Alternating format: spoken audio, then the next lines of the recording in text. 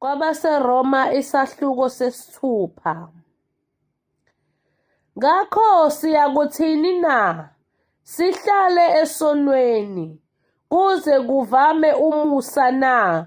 Qha nakanye. Thina esafa maqondana nesono singabuye sihambe kanjani kuso na? Kumbe anazi yini ukuthi sonke esaphaphathiselwa kuKristu Jesu sabhaphathiselwa kukho ukufa kwakhe na?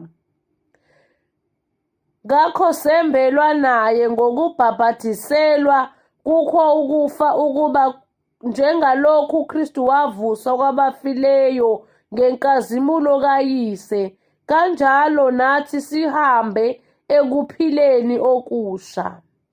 Ngokuba uma sihlanganisiwe kanye naye ngokufa okufanayo, siyakuba njalo nangokuvuka.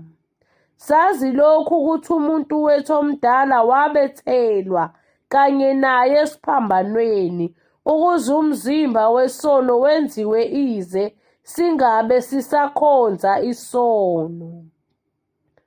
Ngokuba ofileyo ukhululiwe esonweni, kepha uma safa kanye noKristu, siyakholwa ukuthi siyakuphila futhi kanye naye. Sazi ukuthi uKristu sevusiwe kwabafileyo, akasafi, ukufa akusabusi phezu kwakhe. Ngokuba ukufa afa ngakho wakufa kanye ngenxa yesono, kepha ukuphila kuphilayo ukuphilela uNkulunkulu. Kanjalo nani manizisho ukuthi ningabafileyo maqondana nesono, kodwa niphilele uNkulunkulu kuKristu Jesu. Ngakho makungabusi isono emzimbeni wenu ofayo, nize nilalele izinkanuko zawo. Futhi ninganikeli izitho zenu esonweni zibe yizikhali zokungalungi, kodwa zinikeleni nina kuNkulunkulu njengabaphilayo bevukile kwabafileyo, nezitho zenu kuNkulunkulu zibe yizikhali zokulunga. Ngokuba isona sikubusa phezu kwenu, ngokuba aniphansi komthetho, kepha niphansi komusa. Kunjani pho? Siyakona ngokuba singephansi komthetho, kodwa phansi komusa na? Qha nakanye. Anazi yini ukuthi lowo enizinikela kuye ukuba nibe yizinceku zokumlalela, niyizinceku zakhe ezimlalelayo? Noma ezesono kube ngukufa, noma ezokulalela kube ngukulunga na?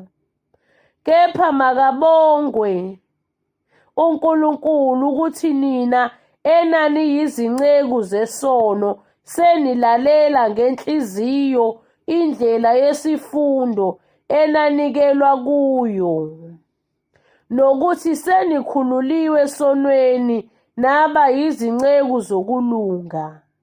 Ngikhulumisa okomuntu ngenxa yobuthakathaka benyama yenu, ngokuba njengalokho nanikela izitho zenu zibe yizinceku zamanyala nezokungalungi kwaba ngukungalungi, kanjalo nikelani manje izitho zenu zibe yizinceku zokulunga, kube ngukungcweliswa. Ngokuba lapho niseyizinceku zesono, nanikhululekile maqondana nokulunga. Ngaleso sikhathi naninezithelo zini na? Eseninezinhloni ngakho manje, ngokuba ukugcina kwalokho ngukufa. Kepha manje senikhululiwe esonweni,